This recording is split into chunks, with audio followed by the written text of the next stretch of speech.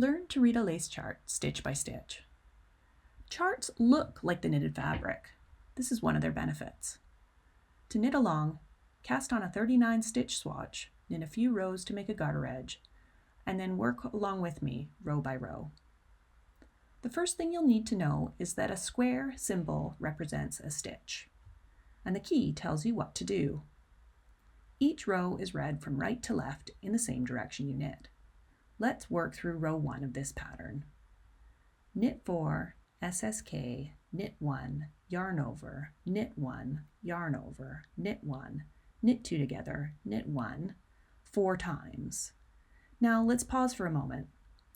Whereas in text instructions, repeats are indicated by brackets, on a chart, repeats are indicated by heavy lines. Finally, row 1 ends with knit 3. In this chart, wrong side rows aren't shown. Instead, they're described by text instructions. All wrong side rows are worked knit 3, purl to last 3 stitches, knit 3. In this lace pattern, rows 3 and 5 are just the same as row 1. They stack up, each row over the last in just the same way as the fabric is knit. Once row 6 is complete, your lace will look like this. Work rows 7 through 12, and your lace will look like this.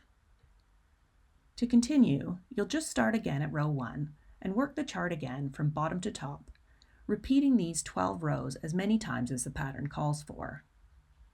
So here's the lace pattern once again, showing how the chart looks a lot like the finished fabric does, with yarn over holes and slanting lines formed by decreases. For more information on reading knitting charts, see the tutorial link in the video notes.